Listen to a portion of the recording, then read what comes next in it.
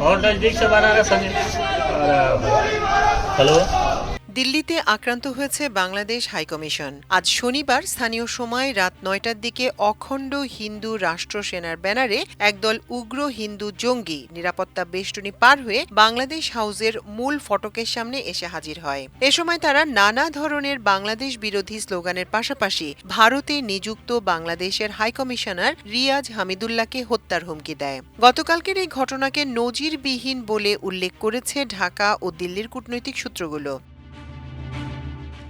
ঘটনা সম্পর্কে অবগত ঢাকা ও দিল্লির একাধিক কূটনৈতিক সূত্র আমার দেশকে জানিয়েছে, অখণ্ড হিন্দু রাষ্ট্র সেনার অন্তত ২০ থেকে ২৫ জনের একটি উগ্রবাদী দল ৪ থেকে ৫টি গাড়িতে করে সব নিরাপত্তা বেষ্টনী পার করে বাংলাদেশ হাউসের মূল ফটকের সামনে এসে হাজির হয়। এ সময় তারা নানা ধরনের বাংলাদেশ বিরোধী স্লোগান দিতে থাকে। তাদের কয়েকজন চিৎকার করে হাইকমিশনারের উদ্দেশ্যে বলতে থাকে, বান কারো, গোলি মারো সালোকো। নজিরবিহীন এ ঘটনা যখন ঘটছিল তখন বাংলাদেশ হাউসের নিরাপত্তায় নিয়োজিত আইন শৃঙ্খলা বাহিনীর সদস্যরা নীরবে দাঁড়িয়েছিল।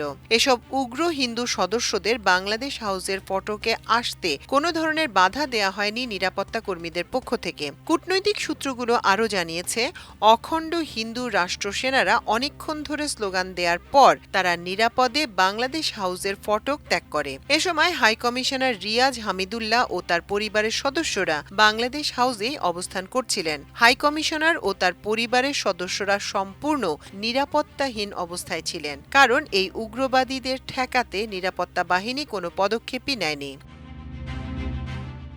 বাংলাদেশ হাইকমিশন আক্রান্তের ঘটনাকে অত্যন্ত গুরুত্বের সঙ্গে নিয়েছে অন্তর্বর্তী সরকার। সরকারের পক্ষ থেকে আনুষ্ঠানিক প্রতিক্রিয়া জানানোর পাশাপাশি বেশ কয়েকটি পদক্ষেপের কথা বিবেচনা করা হচ্ছে বলে সরকারের নীতি নির্ধারক সূত্রে জানা গেছে।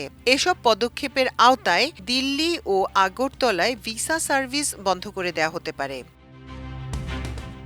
উল্লেখ্য, ২০০৪ সালের দিকে ৪ দলীয় জোট সরকারের সময় দুই দেশের সম্পর্কে অবনতি ঘটলে তখনও কিছু উগ্রবাদী হিন্দু বাংলাদেশ হাইকমিশনের দিকে বিক্ষোভ মিছিল নিয়ে ঢোকার চেষ্টা করে। তবে তখন হাইকমিশন থেকে বেশ কিছুটা দূরেই পুলিশ তাদের আটকে দেয়। এছাড়া গত বছরের অক্টোবরে আগরতলায় বাংলাদেশ উপ হাইকমিশনে উগ্রবাদী হিন্দুরা হামলা চালিয়ে রীতিমতো তছনছ করে।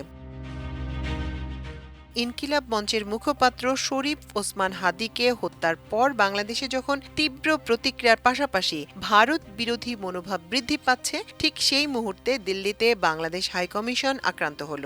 গত কয়েকদিন ধরে ঢাকা দিল্লি সম্পর্কে চরম উত্তেজনা বিরাজ করছে। দুই দেশের দূতকে পাল্টাপাল্টি তলব সহ সীমান্তে উত্তেজনা বৃদ্ধি পেয়েছে। গত ২ দিন আগে ভারতের সংসদীয় কমিটির পক্ষ থেকে বাংলাদেশের ব্যাপারে পদক্ষেপ নিতে মোদী সরকারের প্রতি আহ্বান জানানো হয়। সংসদীয় সরকারের কমিটির পক্ষ থেকে বলা হয়েছে, ১৯৭১ সালের পর থেকে বাংলাদেশ ইস্যুতে ভারত সবচেয়ে বড় চ্যালেঞ্জের মুখে পড়েছে এখন।